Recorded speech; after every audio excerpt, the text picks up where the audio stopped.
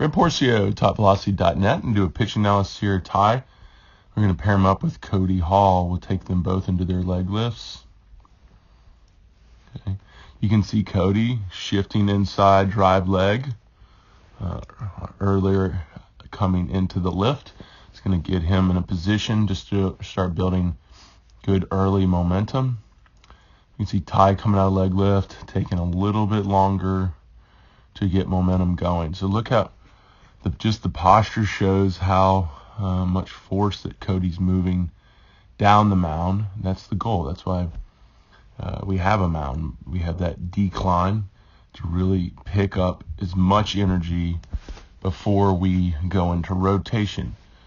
And then we can see here with Ty, front foot starts to open early in the stride, and then you see the back knee following that movement and rotating early. So if we can, the longer we can delay rotation, if we watch Cody here, look how long he rides it before he opens. I mean, last minute right here, this is the point where he opens and starts rotation. So from here to here, he created energy.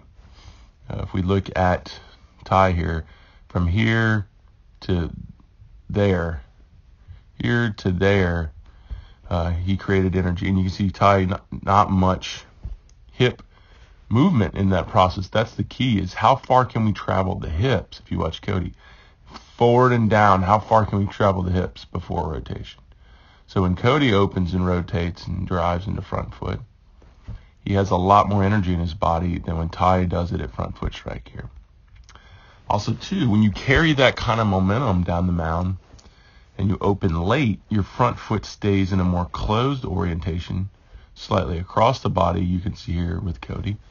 And when you open early and you don't build a lot of momentum, you get to a more open orientation here with Ty, more open, falling to the open side or opening early with the lower half. Even though the glove side is not opening early, the lower half is opening early.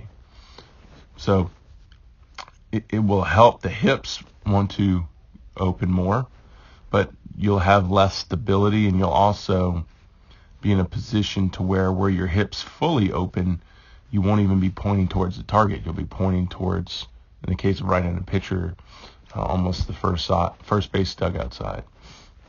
So staying closed allows the hips, when they open, to square up to the target. It'll create stability earlier, and if you have the power coming through the backside, it just syncs up the kinetic chain better towards the target.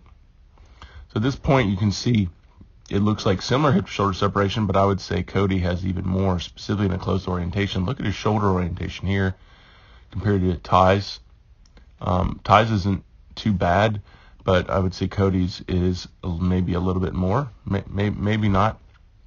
Definitely Cody is later to cocking the arm, which is important because that will keep the shoulders closed longer, potentially, going into front foot, which you can see right here, right when he lands. You can see when you land right here, you're in a more open trunk orientation. So it could be because you cocked your arm early, also because you didn't build a lot of momentum. So we're hitting front foot strike here, and you've got a more open orientation, even though your hips are probably more open than Cody's. But ideally, you want to have that hip-to-shoulder separation from a maximal closed shoulder orientation, not a maximal open hip orientation. You want it first from a maximal closed shoulder orientation, with the hips as open as possible. So from here, you have more range of motion to carry your trunk, to carry that energy forward. And you can see here with Ty, not as much energy going forward. If we look at Cody's forward trunk orientation, which forward trunk is one of the biggest predictors of velocity, and then we look at Ty's forward trunk orientation, we see a pretty significant difference, about 20 degrees difference, which is going to be a huge factor to velocity. So Cody's going to be carrying a lot more energy up the chain into that ball than Ty at release, and you can see even Cody getting a little bit more front leg extension, not much more. But at the end of the day, what was the key difference here? Cody using the mound, riding the mound longer before rotation than Ty opening very early. And because of that, shoulders were more open than Cody's was at front foot strike.